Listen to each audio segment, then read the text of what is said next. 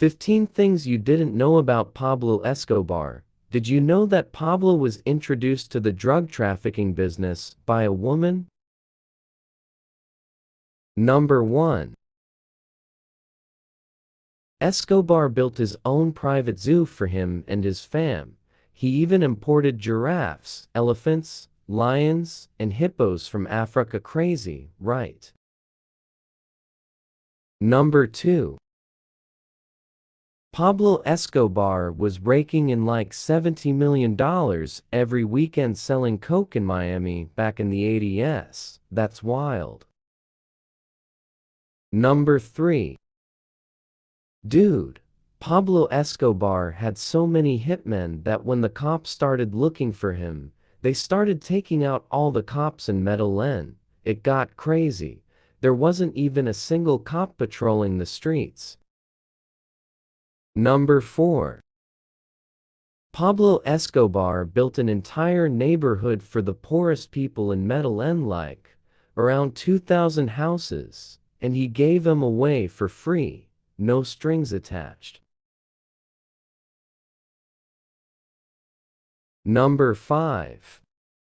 Pablo Escobar started a civil war between the Colombian government and the Medellin cartel when he tried to get into politics. Dude, they basically told him he was just a poor kid from the hood, and his fortune came from dealing drugs. He did not take it well.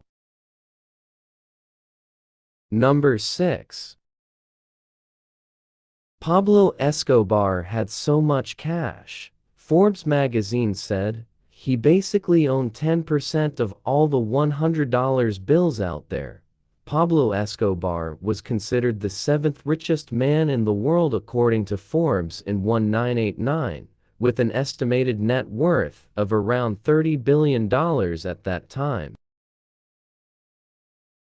Number 7. People close to Pablo saw him as super meticulous and smart, a really simple dude, and when he gave advice, his words were like raw truth, man. Number 8. Pablo Escobar didn't use cell phones, man. He said all phone calls get recorded and intercepted by the FBI. It's like the easiest way they'd find him, so he'd use like a radio phone thing instead. Number 9. Pablo Escobar became the most wanted man in the world, man. They offered like $2 million for his capture. Took him 4 years and 7 months, but officially, it was like just 1 year and 4 months for his capture.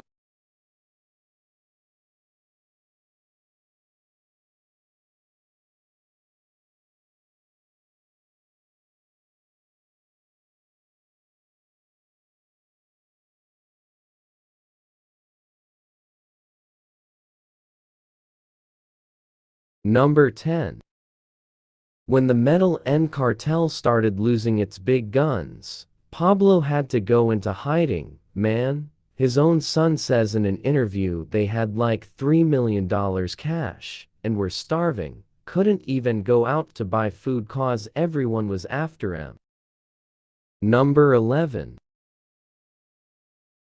Pablo Escobar ordered the most impactful, powerful, and devastating terrorist attacks in Colombia's history, man. He put bombs with over 500 tons of dynamite in key offices and public spaces, killing hundreds, wounding tons more, even blew up planes, bro. Number 12. There was one hitman among Escobar's crew that he was actually scared of, man. This dude was Chopo, the most lethal and cold-blooded of them all. Pablo Escobar would even lower his tone when talking to him. Said Chopo was like walking with the devil himself.